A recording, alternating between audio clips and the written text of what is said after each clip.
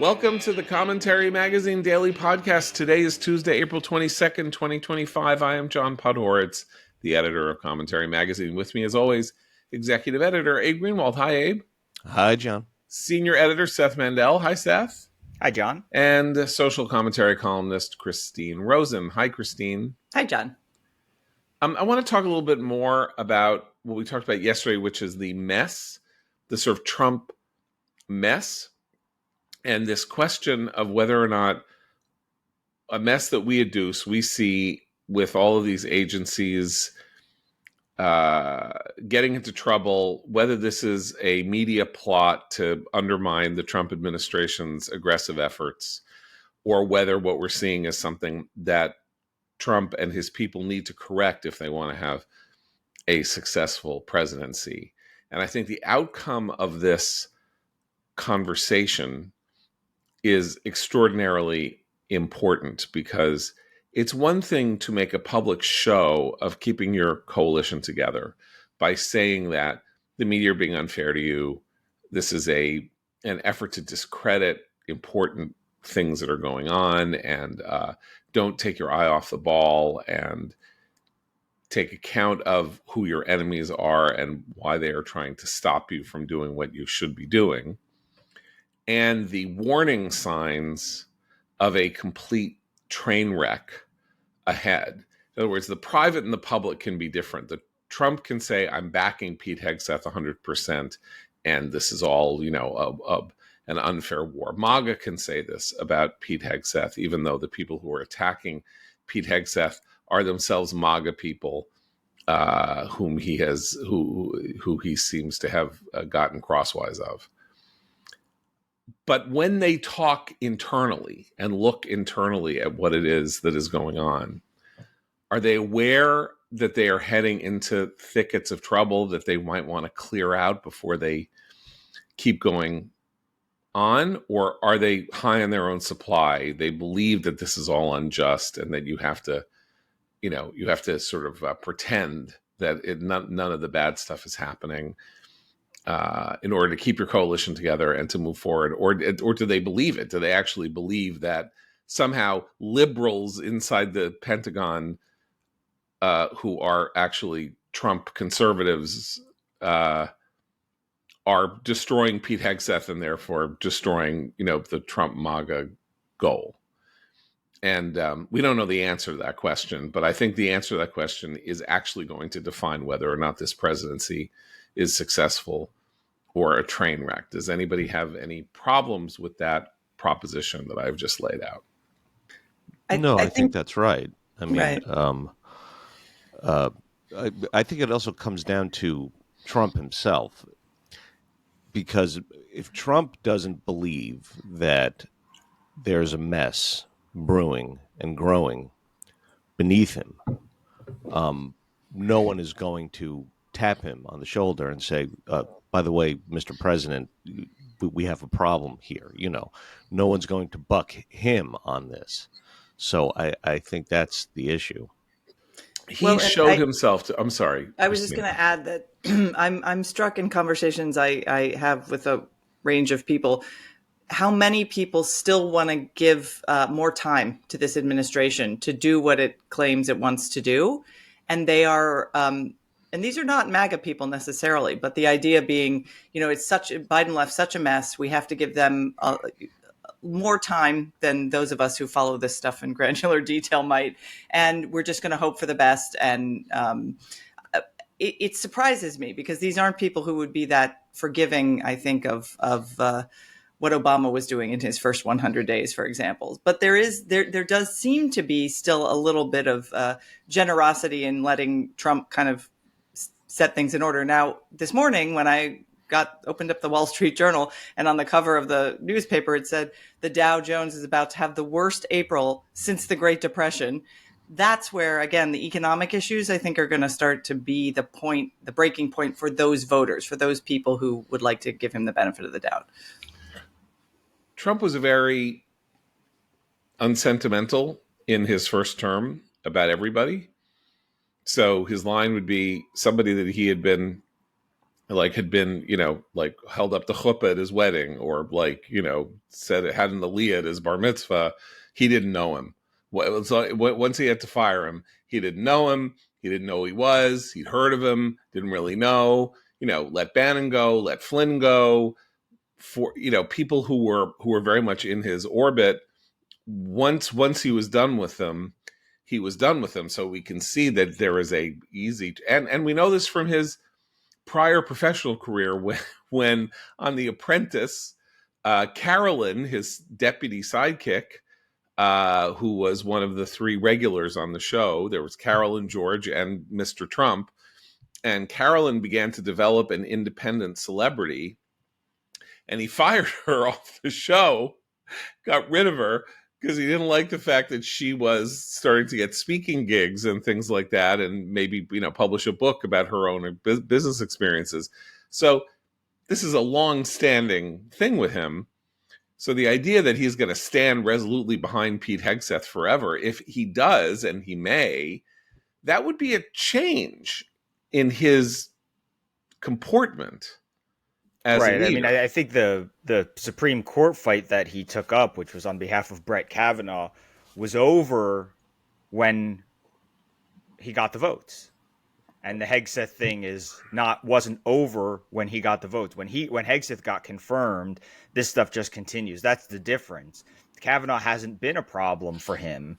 And not that he could fire a Supreme Court justice, but I just mean, the way that he stands by people is usually he knows if he's going to stand by them, it's time limited. It's not something that's going to drag on forever and ever. And in fact, we saw this a bit during the campaign with J.D. Vance. J.D. Vance went through a couple of really terrible news cycles. The cat lady comment set them off, and the childless cat lady thing. And there were times when Trump looked like he was starting to get frustrated having to answer questions about his vice presidential nominee. And he sounded like he started to sound like he considered Vance replaceable. Not that he was going to replace him, but that, all these guys who aren't me, Mr. Trump, are not me, Mr. Trump, right? JD Vance and anybody else would be fine, on that slot and whatever. So, yeah, I mean, and that would be a huge thing to have changed in the middle of a campaign, the vice president. So I don't think that he really has any patience for this sort of thing. But I also think that one of the reasons Christine hears people willing to give it some more time is because you get the sense from MAGA people and people who support this like very specific kind of populism that Trump is the only shot at making this American settled policy, that there really isn't anybody else who could, come on the scene, throw his weight around the way Trump does, control his base the way Trump does, and push people back in all the institutions that try pushing back against things like tariffs and trade wars and stuff like that. I think that there's this sense that it's like, well, this is our shot. If you're that kind of, national populist or whatever you want to call yourself, this is your shot. And after this, it goes back, I think they fear it goes back to being the consensus, the sort of Washington consensus on policy stuff. And so I think they're willing to ride it out with Trump for a while just because they're swinging for the fences. And if they strike out, they strike out, but they need a home run here. Listen, I've been, having conversations with distressed people, not Trump fans, mild Trump, people who voted for him happily, people who voted for him grudgingly, people who wouldn't vote for him at all. And the general aspect that I get here is, first of all, we have no choice. There is no choice but to sort of like give him time. Like there's no, with the exception of House and Senate members in the Republican Party, it doesn't matter whether anybody else is going to give him time or not give him time. He is president until 2029, until January 20th, 2029. And that's the way it is. And what'll be will be.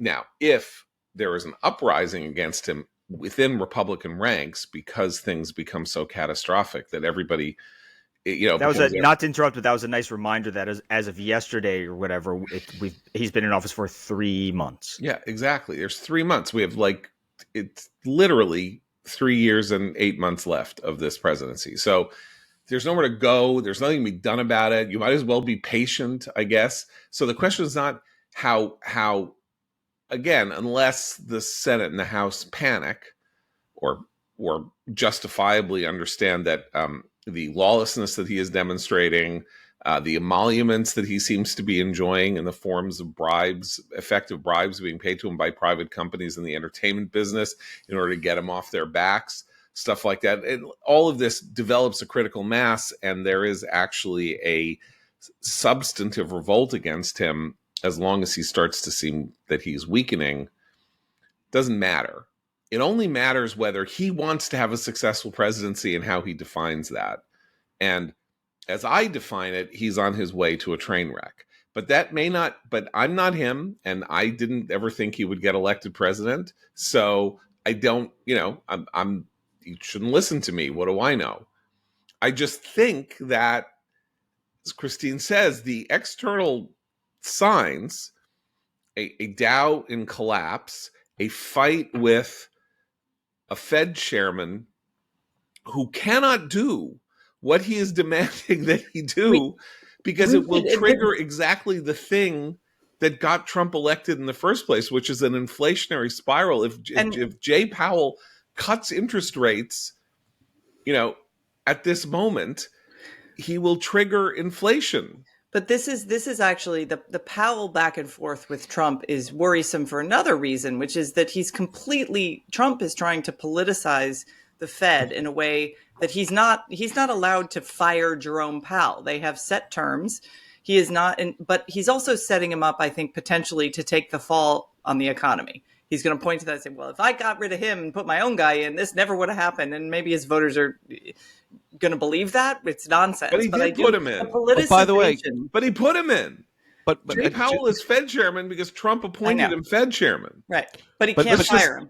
If he's setting him up to take the fall, it means Trump does have some sense that he's in trouble. Yeah. Right? That's true. I mean, it is funny to say he's a loser. Well, you made him Fed chairman, buddy. Who's the loser now? Like this, Biden, he's not Biden's Fed chairman. He was made Fed chairman in 2018. So what he wants from him, he doesn't want from him. I mean, I agree that this is a political strategy to find a tar baby, right? Or to find somebody to whom he can stick the problems on. But he doesn't actually, unless I'm not totally insane, he doesn't want Powell to do what he says he wants Powell to do. He should not want Powell to cut interest rates. He shouldn't. That's very dangerous given unless he wants Powell to do that and then pretend he didn't tell him to do it and then say, look at this idiot who cut interest rates in the middle of... There's so many markers right now that are not looking great for our economy. I mean, there's the tariff stuff, but then there's the bond market still. The dollar is down. People are starting to run for gold. I mean, the economists look at these different trends and say, this looks like an emerging economy that's going to stalemate, not like one of the most powerful and productive economies in the world, which is what we have been. So there's a lot of stuff that could go terribly wrong, even if he fixes one part of that. And then I think, as we mentioned the other day, there's still all the question of the tax bill that has to get passed and whether there'll be any changes there. So just on the economy, his messaging is not great if it's just, it's Jerome Powell's fault. And he is pursuing strategies, or the administration is pursuing strategies that, again, if you exist in a world in which the joy, the pleasure, and the goal is to own the libs and make libs cry, then they're doing a fantastic job. The libs are crying. It's 1933. Their civil rights are being, it's the McCarthy era. Due process is being denied to Americans. They're crying. They're under assault. They're under threat. They're crying. Great. Congratulations, they're crying. I certainly enjoy liberal tears. I enjoy seeing people hoist on their own petard. They've spent decades targeting conservative ideas and conservative ideologies and conservative thoughts and places on campus and media and stuff like that. So if they're on the run, I can't help myself but enjoy to see them in distress. I don't think, however, that is a strategy for governance or even to advance the causes, as I said yesterday, the causes that we all hold dear, that seems to be at the root of the making liberals cry, right? Sort of like ending DEI. So let's talk about ending DEI is an incredibly important thing that is going on here. Very important. It is a necessary adjunct to the idea that we need to reset American priorities to excellence in performance and not a kind of static, dead world in which everyone is assigned their place depending on what group they're in, and that once they are installed in that place, they never move and they never change and nothing ever changes and all of that. So that's great.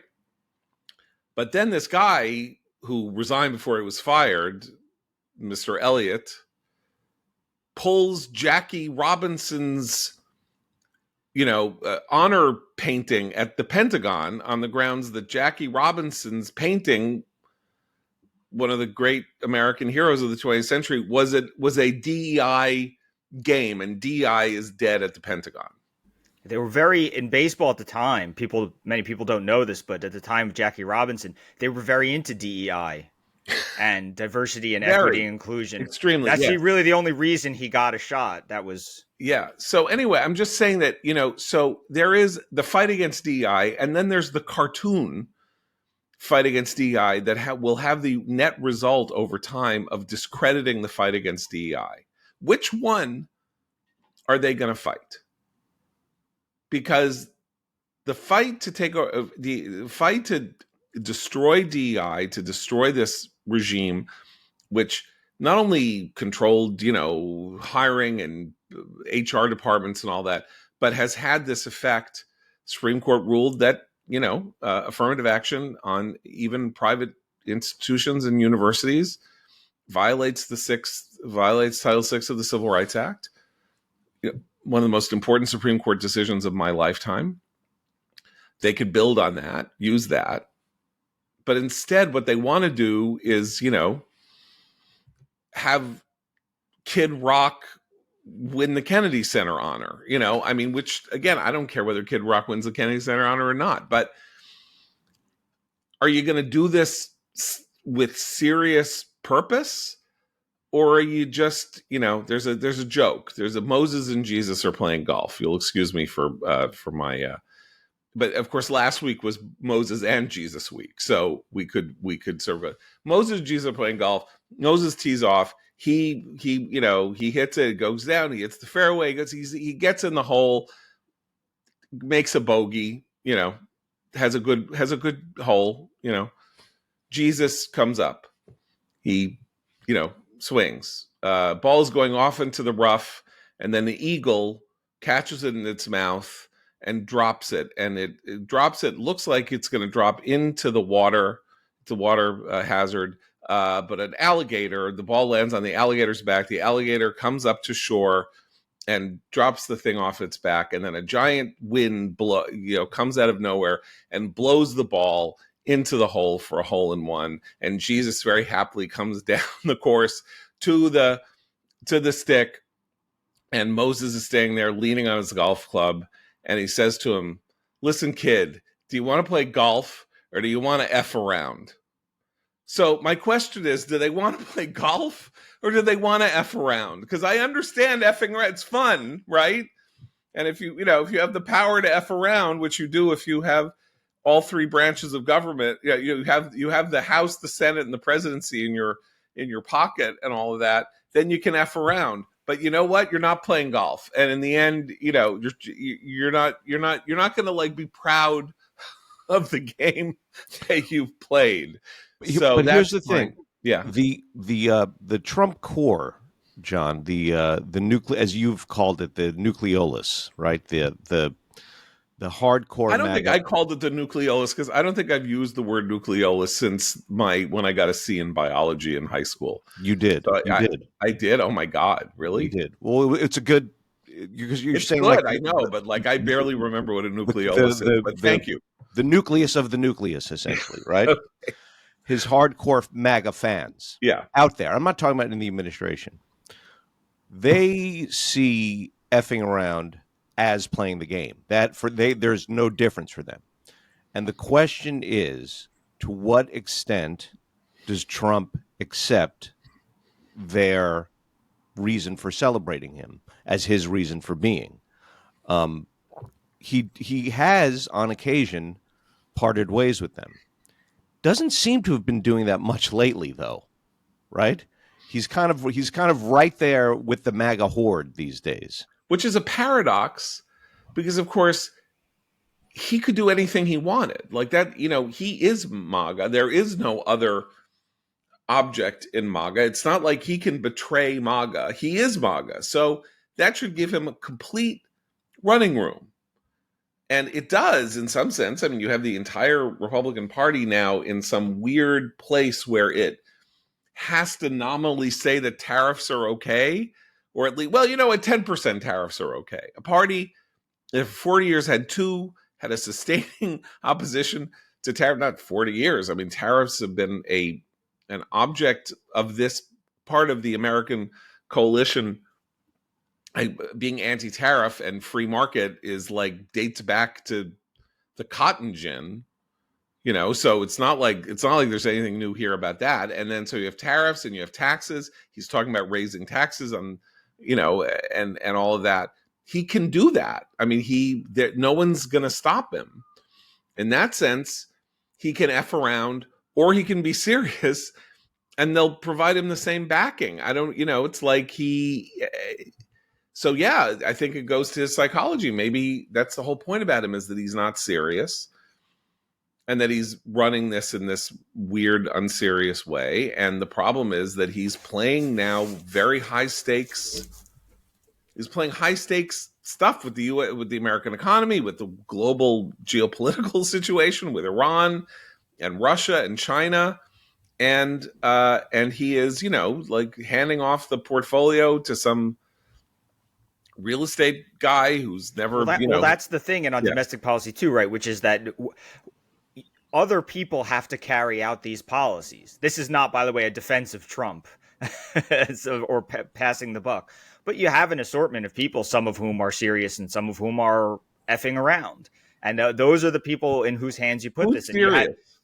I just mean name me a serious, because I don't know who's serious. I'm actually kind of serious. I think Marco Rubio still wants to, do good in the world and still wants to project, some sense of American strength. I think there are people who are, compromised by their position, but have not given themselves over totally to the sort of MAGA chaos as the extreme virtue. But I think, didn't we see this last week with the Harvard thing, where they apparently, someone in the administration that they were, in the attorney's office was telling Harvard that the letter that got sent to them with the list of demands was a mistake. And then when they didn't like that answer, they said, well, it was a mistake that it went out when it did. It was still going to go out, but it shouldn't have gone out on Friday, right? So I think this is an example of these sorts of things. Whose running point on whether or not we're pulling $2.2 billion from whatever Harvard fund, right? The people involved can't seem to agree whether the letter was a mistake. The letterhead had the stamps. It was official, executive branch or whatever communications. It was not like, they're not saying we got hacked. They're not Joy Reid here. They're just saying, I don't know, maybe it wasn't supposed to, whatever. And you can't really get answers. So I think that's the thing is that there are different levels of seriousness, right. And that people carrying Trump really does want to punish Harvard, and he put it in the hands of somebody who maybe sent a wrong letter, right, or didn't send it, or whatever. And once the mistake is made, and this has happened time and time again in just these first 3 months, instead of either quietly fixing it and moving on, which they could have done immediately with Harvard, they doubled down, and they publicly doubled down. And as a result, Harvard is now suing the federal government today. They just filed a lawsuit against the government, claiming that they are being singled out in a way that is illegal. So what he creates problems for himself by not acknowledging error, and we've obviously seen this with Hegseth. But I think Seth's right to think about how they play out or game out these things. There have been many people who were put into certain agencies right away by the Trump administration who went about methodically trying to think about, we can cut this program, this is DEI, we got to get rid of this. And they came up with their own plans based on their knowledge of the programs that they were in charge of. And then Doge would come in and just cut half their staff, including the people they needed to keep Right. in order to get rid of these bureaucratic problems. So again, and then if you challenge Elon, who's buddies with Trump, you're not going to win, even if you're all on the same team. So I think there's just there are serious people in MAGA world who want to see this reform happen and stick. But we don't hear from them publicly, and they constantly get undermined by an administration that seems slightly chaotic in its efforts to pursue these policies. The nightmare of the situation with Harvard is, by the way, Harvard has filed suit against the government. Harvard will not prevail in this suit. And Harvard's purpose is not to prevail in this suit. Harvard's purpose is to bollocks up any efforts that the administration may make, freeze things in place, create, years of litigation, and get some kind of a TRO out of a court that says you can't be suspending these dollars until we hear fully whether or not you are misapplying your power or something like that. They cannot prevail in this case because the case that the administration has against Harvard is kind of airtight, by which I mean, if it hadn't added you need to have this commission, you need to have this, that, all of which was in the letter, which was an effort to forestall or prevent the punishment, right? They were negotiating over having a Trump administration not freeze this money or take it away from Harvard. And so they had a wish list, right? They said, don't do this, don't do. And you know what? We'd also like this. We want you to have a viewpoint diversity committee, and we want you to staff it with outsiders and all of that. And that's something over which there can be a negotiation. And the letter went out as though there couldn't be a negotiation. When I say Harvard can't prevail, I mean that the root case for withholding the money is, have they violated Title VI of the Civil Rights Act? And they have. And there are two places in which they have. One of which is that they did not protect Jewish students and treated them separately and under separate conditions. And the letter that they have even acknowledged, Alan Garber, the interim president, has said we needed to do more. We should have been doing more. We need to do, but he won't spell out, and they won't release their internal report on what happened with anti-Semitism on campus. And they're going to lose that eventually, in my view, if this goes all the way.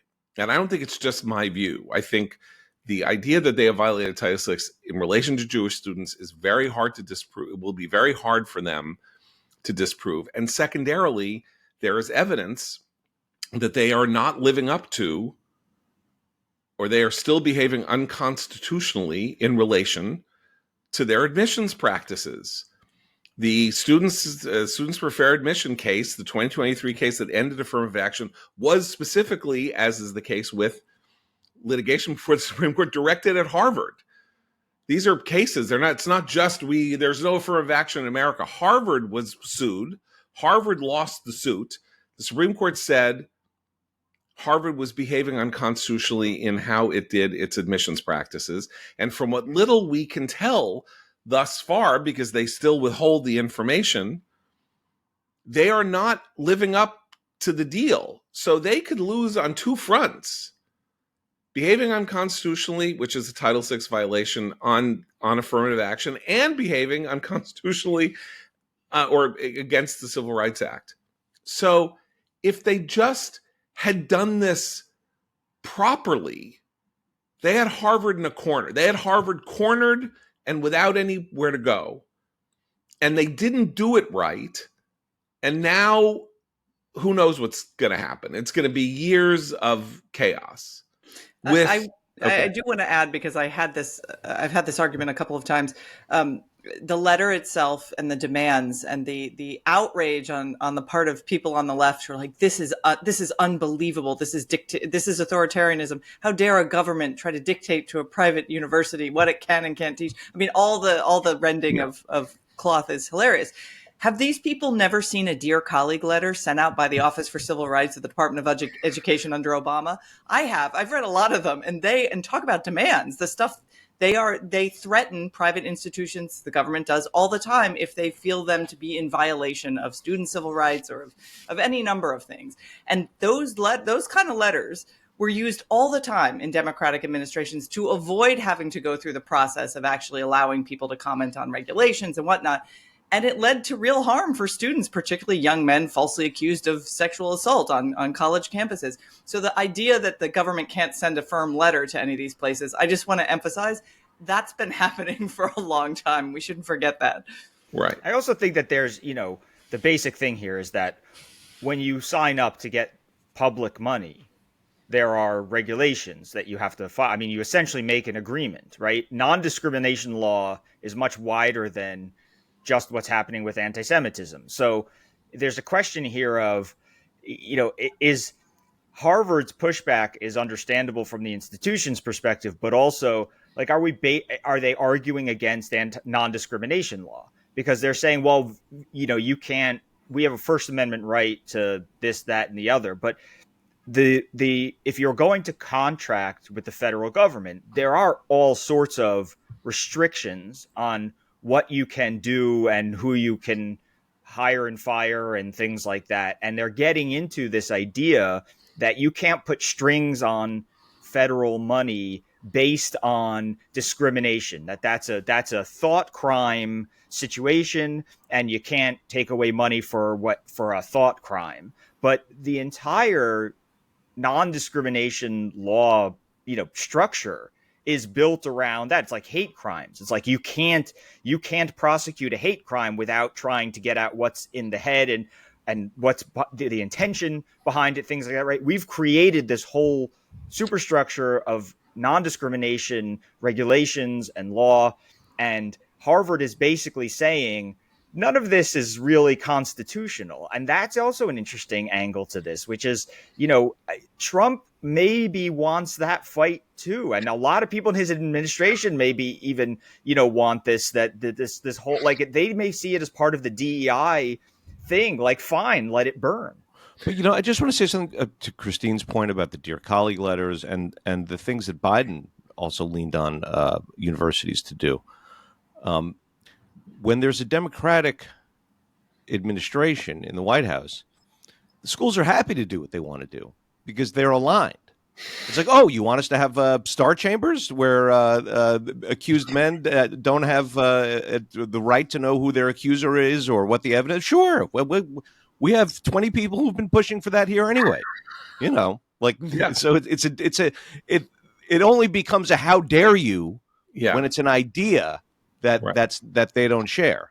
This is an important point because it gets to the making, the libs cry versus the seriousness, because the seriousness stuff makes libs cry also. Like, it doesn't have to be stupid stuff like whether or not you light up the Kennedy Center with red, white, and blue lights, which is fine, silly, right? But it's whatever. It's fine. Going at Harvard for violating Title VI of the Civil Rights Act, which is a piece of legislation that is to American liberalism what the Ten Commandments are to Judaism, makes them cry. They are being hoisted on their own petard. They are being held to the standard that they have insisted everybody else in the world be held to while they do whatever it is that they want to do. There's plenty of liberal tears to be enjoyed here. But yeah, if your liberal tears are Sean Davis of the Federalists Twitter feed, as opposed to, I don't know, Ed Whalen's Twitter feed, then, that's really too bad, because, there was no greater libs cry moment, aside maybe from the Dobbs decision, than the Harvard affirmative action case and now applying its precepts to actions that were taken after that case that didn't even involve it, which is this question of the selective enforcement of university regulations against people who were making life uniquely difficult or dangerous or threatening to Jewish students. Well, and that this is where, particularly on the anti-Semitism on campus issue, Harvard dragged its feet, denied, dragged its feet, couldn't rush to the aid of these Jewish students very quickly. The minute their endowment or their money is threatened, boom, lawsuits, anger, public, recrimination. So it's notable, I think, that we acknowledge where Harvard's what Harvard thinks is important. Now, if these were African American students, if these were transgender students, if these were any other favored group on the left, I think we would have seen a very different reaction. And that's part of why these cases are really bad for these institutions, because they very clearly do not consider the harassment of Jewish students to be a serious enough issue for them to really have to cope with. They just wanted it to go away. That's exactly right. And the things they could have done are easy, right? I mean, there are some things they could have done that were easy, and they just, they were like being toddlers. I mean, the moment this all shifted against Harvard permanently was when it was revealed that Harvard told the Jewish students on campus, I think it was a Chabad menorah, that they had to disassemble their menorah, their outdoor menorah, every night of Hanukkah, right? 8 nights of disassembling, because they couldn't guarantee that it would be free from vandalism and destruction. And they thought that would look bad, right? What they were worried about was not the destruction of the menorah. They were worried that once the menorah is destroyed by vandals, boy, will that look bad for Harvard, and they didn't want the trouble. Now, how easy is it for an institution with Harvard's means to protect one menorah? Extraordinarily easy. So easy that you had to take the lesson from this, that Claudine Gay, who was president at the time while this was going on, genuinely didn't want to help them an inch. The only way you could possibly say to kids, you have to take the menorah down, we can't protect it, is if you're basically saying, we won't protect it. We won't. We could station 3 security guards around a menorah. It's just a candelabra. And so, that was the moment to me where it was like, and that was never changed. They never came back and they were like, we regret that exchange we had with you at that menorah lighting that one time where we said, we couldn't protect. I think we really can. Let's, as a gesture, let's leave it up all night, and we'll, they never revisited that one moment. That's what they're sticking to. And that, to me, like with what Christine is saying, it's like, there are so many things you could have done in the moment that normal brains would have done immediately. I mean, normalcy would have, basic decency would have told you, you do this. You write an op-ed in the student newspaper as the president of Harvard, saying we stand with our Jewish students and we're going to protect the menorah or whatever. I mean, Claudine Gay wouldn't have had to lift a finger because she has a media and PR apparatus that would have done all this for her. She didn't even have to know about it. Harvard has the means to immediately set in motion ways to fix so many of the problems that were symbolic, easy to fix and symbolic of the larger problem. And that made them the very worst ones not to address. I think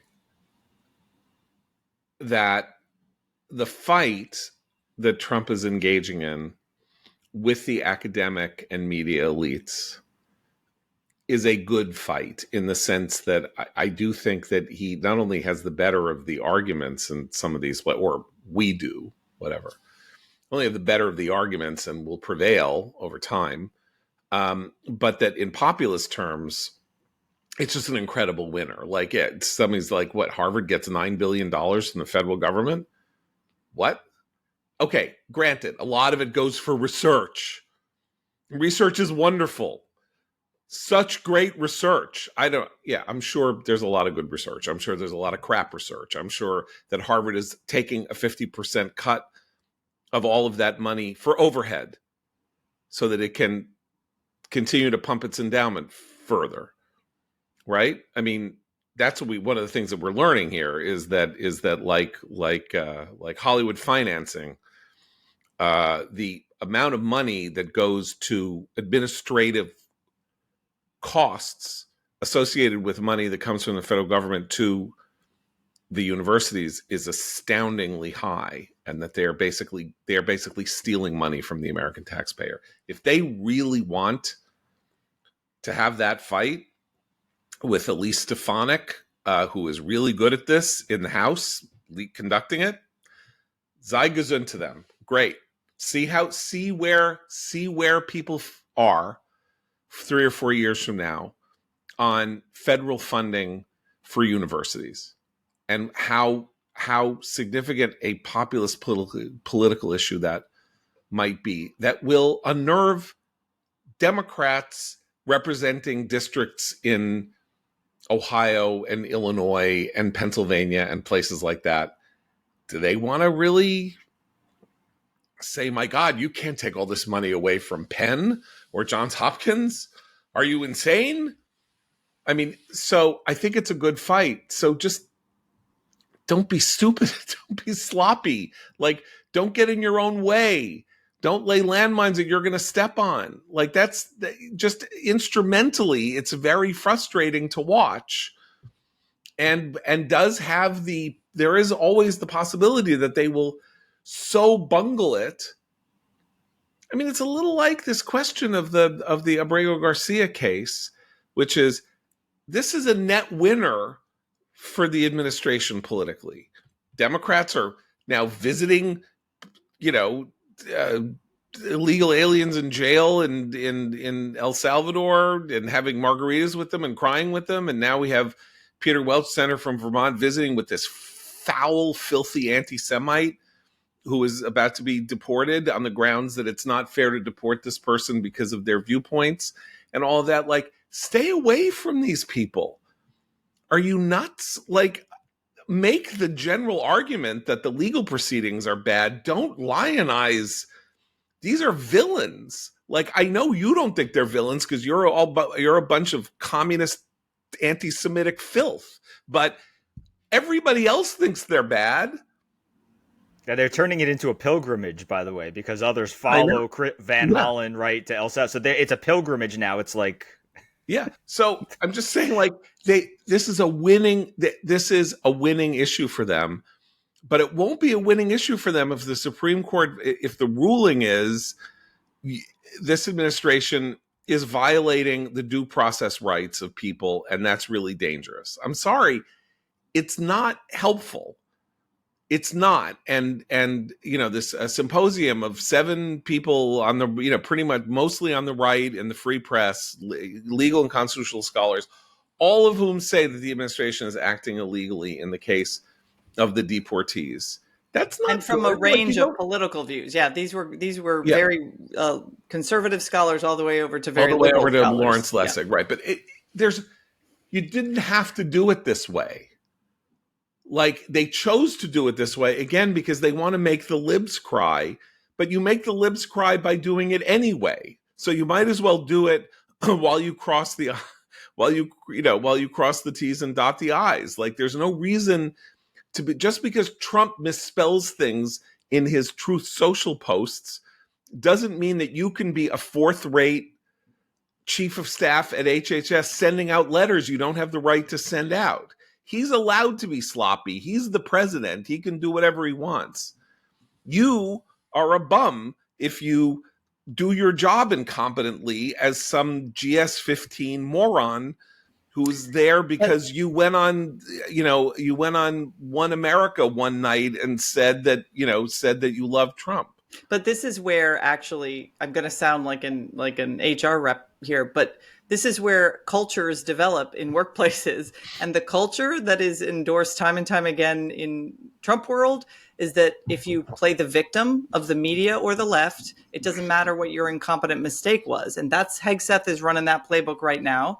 But Trump likes that. Trump likes the people, if they mess up, to say, the mistake was made because they're out to get me, just like they're out to get you. They don't want your agenda done. It's a deep state. I mean, you can list all the different excuse making. And that's allowed there. I mean, look who he hasn't fired. Look who he doesn't hold to account. Look whose stories he then repeats on his Truth Social posts because it fits that narrative. And our old colleague Noah Rothman was a very early student of this sort of victimization playbook among the populist right. And I think that has set the tone among those lower tier administrators if they make an error. That puts a very funny image in my head, by the way, Christine. The idea of, because I've done, as I'm sure we all at some point, the training videos, the HR training videos. I'm trying to picture what the HR training video if you make a Trump mistake looks like. Yeah. The quizzes you By the have way, to some of answer our people correctly. may not know about this. So if you work in a big corporation, as Seth and I have, and at times, or anywhere, you are at times obliged to get your pay to sit down at a computer and run through a 45-minute program where you have to click answers yes or no or whatever. It's a form And of exquisite torture. Yeah, and once you start, you can't stop. And it knows if you're not finishing it, and you're not allowed not to answer a question. So it is an indoctrination session of a kind. And it's always like, a woman comes into it's the morning and you're in the elevator, and a woman comes into the elevator and she is wearing a dress, and you say, my, what a pretty dress you have on. Is that legal or illegal? That kind of thing. You sound like the wolf in Little Red Riding Hood. Do I? Well, right. Yeah. But I mean, or, a woman comes in and says she's feeling nauseous this morning. And then you say, oh, are you pregnant? Is that legal or illegal? And you click legal. That's like, no, that is illegal. You are not allowed to ask a woman if she is pregnant, and that will do like that. So this is the world that, tens of millions of people have lived in and lived through. If you've been fortunate enough not to have to go through this experience. Yeah. The MAGA one, that's a good, I think maybe I'll tell Rob Long he needs to write up the MAGA training. MAGA HR training video. Yeah. For his column and for his column in National Review. Okay. So one last thing, we were talking about the Supreme Court here and there, and I'm going to shout out a family member on our panel. Seth's wife, Bethany Mandel, has a very good piece this morning in the Free Press about a case that the Supreme Court is hearing, probably as you will have heard by the time you hear this, arguments in the case of Mahmoud versus Taylor, an extraordinarily important cultural case before the Supreme Court about whether or not school districts have the right to insist that students in public school districts read the curriculum that is put before them if parents say that curriculum violates their religious beliefs. Because Montgomery County, Maryland, where Seth lives, though he does not, in fact, I believe, send his kids to the public schools, has literally, starting in 2023, put various a book about transgenderism and a book about gay lifestyles in the elementary school curriculum, and informed at least two plaintiffs, one I believe Mormon and one Muslim, that the kids had to read these books. They had no choice. They would not be removed. They would no accommodation would be made. Right. The key is that there's they were getting rid of the opt-out. So just so people know, they were not, these parents are not suing to have these books removed from the school or prevent other kids from, they're not even taking them out of the curriculum. All they're saying is, I don't want my very young child sitting in on this, Rainbow the Unicorns, story time or whatever. Right. So this case is going to be heard. I guess it will be ruling will be made before the beginning of July, and this is just a reminder of the fact that life goes on, and that it's not just the administration doing executive orders. Throughout the courts and throughout the country, efforts are being made to deal with the revolution in consciousness that was advanced beginning with the Obama administration and then through George Floyd and all of that, to impose leftist orthodoxy through schooling indoctrination, but also corporate indoctrination. And that this still goes on, and that it won't only be the Trump administration that will be contesting these matters. The Supreme Court will be hearing this case. And I imagine, based on what I read and think about, know of the majority in the Supreme Court and all of that, that Montgomery County will lose this case, likely to lose this case, and that the principle that schools do not have a right to impose their orthodoxies above parental orthodoxies. We could maybe put it that way. And so that's something very much to be watched for. Yeah, and not at all a right-wing group. A group of Muslim parents, and there are a lot of Ethiopian Christian families who go to these schools too, and that's who you see at the rallies in Montgomery County for the most part. So the Democrats had angered people who they just took for granted as part of their coalition, but this is not like a right wing. This is not Ron DeSantis suing the administration. This is Montgomery County, Maryland, and it goes to the public school parents. And it goes to the heart of what public schooling is in the United States, which of course is public schooling only really began in the United States in the 1870s. And, the idea of universal public schooling that the state paid for and that you were obliged to send your kids to, originally only through fourth grade, and then over time kind of aging through the grades till you were older to be an educated person. And that the essential compact with the citizenry was, we are going to oblige you to send your kids to school for the most part. We are going to oblige you, and that we are therefore obliged under the community standards theories of communitarianism in the United States to educate people as they would want them educated based on where they live and the communities that they live in. And Montgomery County decided that it was going to impose its orthodoxy on parents and say to them, I believe, if I read this correctly, that when Mahmoud objected, was like, well, fine, so send your kids to a private school. Well, you're not allowed to say that. I mean, you can say whatever you want, but I mean, you run a public school system for that there is a law, that obliges everyone to educate their children according to some form of accredited educational system. Now, Seth, you homeschool, so you have your own ways you have to fulfill this mandate, I guess, through testing or something, annual testing or something like that.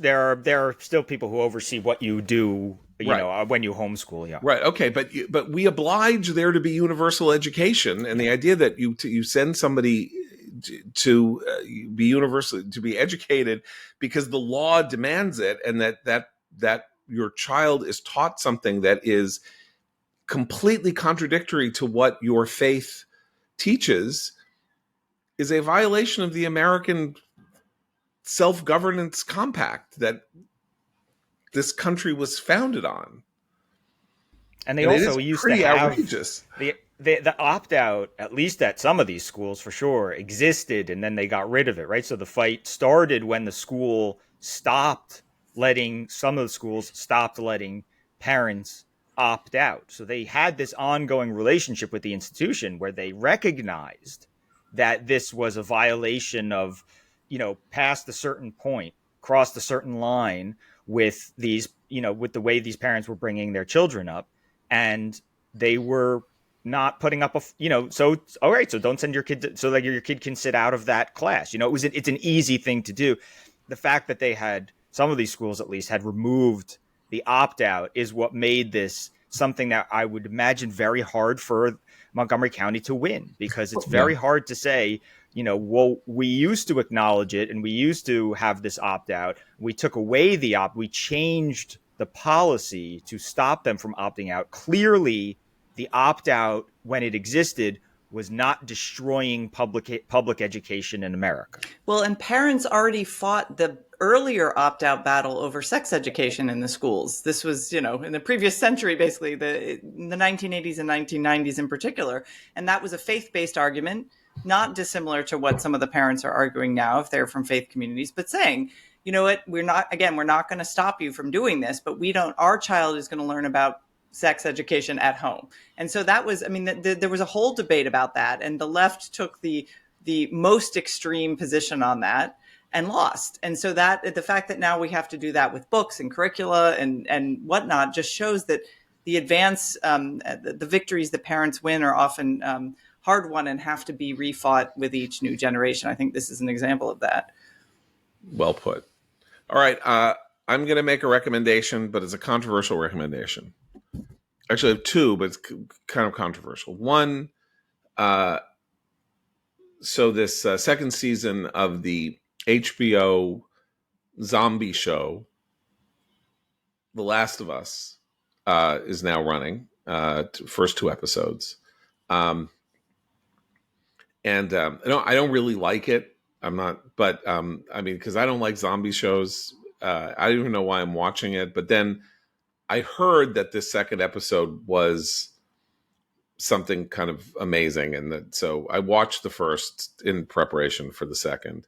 And I have to acknowledge that the second episode of The Last of Us, though is extraordinarily violent and very grisly, is one of the best hours of television I've ever seen. And very upsetting, very, but epic in scope and amazing to look at, and directed, and it's going to win every Emmy. And so it is a genuine pulpy artistic accomplishment. So that is recommendation number one. Recommendation number two is the movie Sinners.